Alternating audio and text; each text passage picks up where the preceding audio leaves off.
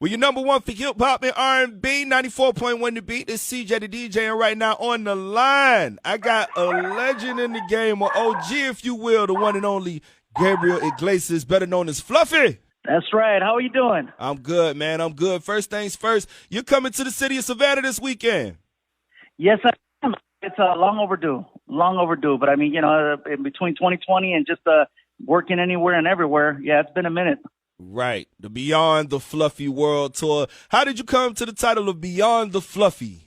We had used so many different types of titles for the shows. And it's always one of those things where it's not even a new tour. They just changed the name. It started off as a Fluffy Shop Tour. We did the Fluffy Takes Over Tour. And pretty much anything that has the word Fluffy in it, we've already used. The I'm Not Fat, I'm Fluffy Tour, Hot and Fluffy Tour. And so we figured this is the Beyond. This is like, where else do you take it? You got to take it beyond. So if we do another one, who knows where the next one's gonna be? This is a Fluffy in Space Tour. I don't know. Fluffier than ever.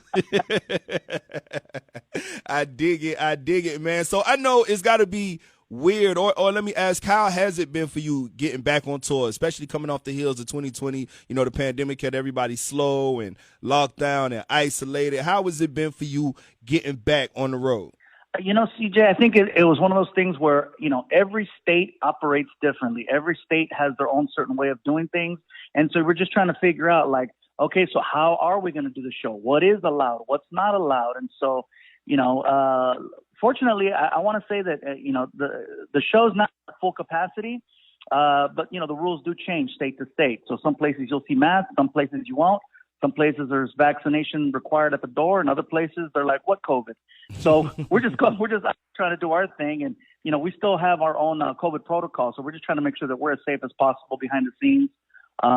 But once they said you can go back to work, then I think we were at ease about going out there. Right. So I want to change gears and ask, well, let me preface this question by saying I personally am a big fan. I've been following you all the way back since your All That days. Shout out to All That and all those who grew up on All That. Yeah.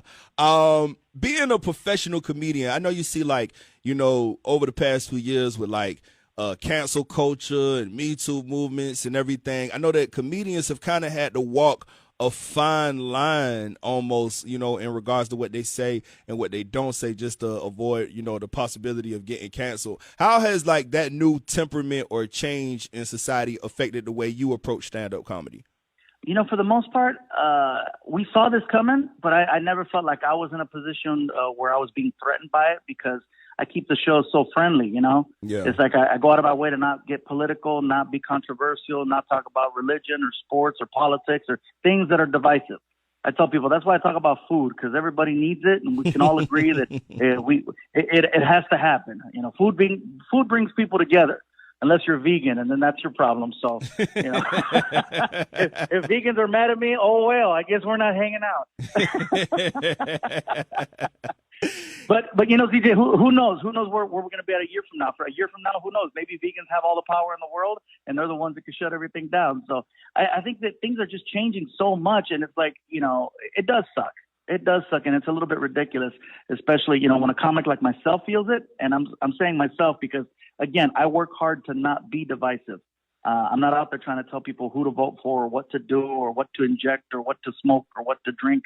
I just try to keep the show friendly and have fun. But if it ever gets to the point where I'm not having fun and everything is being scrutinized, then, I think I'm out. It was a good run. I've been in this for 25 years. I got my paycheck, and my house is paid off, so it was a good day. You all good. Well, ladies and gentlemen, Gabriel Iglesias is coming to the city this Saturday, December 4th, for the Beyond the Fluffy World Tour. For the folks who aren't already, how can they connect with you on social media and follow you? I am the easiest person in the world. All you need to Google is Fluffy. Just Google the word Fluffy, and you'll find out all about me. And to my knowledge, the show is everybody's welcome to come out to the show, so it's not a crazy show.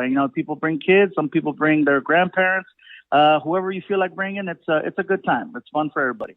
Got you. Well, we'll definitely see you out there this Saturday at the Savannah Civic Center. Keep it where you got it. It's 94.1 The Beat.